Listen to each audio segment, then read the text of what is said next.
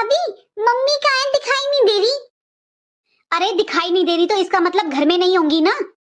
और तुम बताओ, तुम्हें एक हफ्ता भी नहीं हुआ गए हुए, क्या तुम एक हफ्ते भी अपने ससुराल में नहीं रह सकती या रोज रोज आ जाती हो? अरे भाभी, आप ऐसे क्यों बोल रहे हो? मेरी अभी मम्मी से बात हुई थी, वो बोल रही थी पापा जी की तबीयत ठीक नहीं है।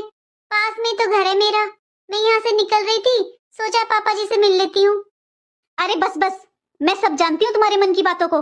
तुम्हें सिर्फ घर में कलेश कराना होता है। एक हफ्ता हो गया मेरे घर में कलेश नहीं हुआ, अब तुम्हें अच्छा नहीं लग रहा होगा ना।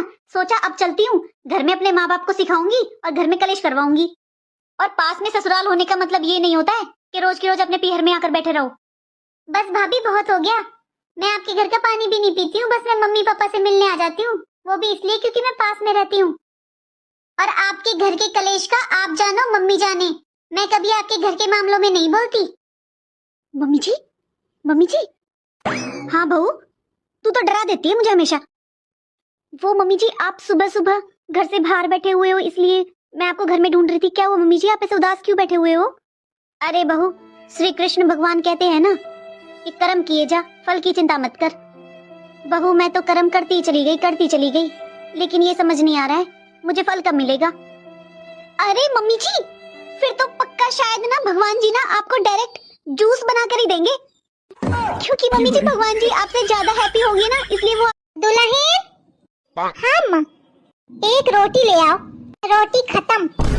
अबे मैं यहाँ को नहीं खाऊं, ऐसे कैसे खत्म? वैसे है जैसे काल मोरे गोलगप्पा खाए खातिर तुम्हारा पैसा खत्म हो गया है।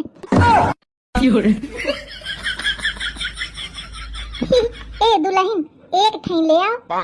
खत्म। मम्मी जी, मैं मायके जा रही हूँ कुछ दिनों के लिए। अरे बहू, मुझसे इस उम्र में काम होता है क्या? तू मायके चली जाएगी तो घर में काम कौन करेगा? वो मम्मी जी, आपको काम करने की जरूरत नहीं पड़ेगी। वो कैसे? मम्मी जी, मैंने ना पास वाले गांव से एक काम वाली को बुला लिया है, वो आपके सारे काम कर दिया करेगी। अच्छा, कौन तनख्वाह देगा काम वाली को? मम्मी जी, आपको तनख्वाह देने की जरूरत नहीं है, वो मेरी बहुत अच्छी जानने वाली है। अच्छा बहू, फिर तो ठीक है। कब आएगी वो? बस मम्मी जी, जैसे ही मैं यहाँ से जाऊंगी वो आ जाएगी। अब मैं जाऊँ मम्मी जी? हाँ हाँ, तू जा, आराम से जा। भाभी, भाभी, मम्मी। पिंकी, तू कैसे आ गई अचानक? मम्मी, भाभी का फोन आया था आज मेरे पास, उन्होंने बोला कि आप मुझे बहुत मिस कर रहे हो, इसलिए मम्मी मैंने तो अपना सामान पैक किया और फटाफट आ गई।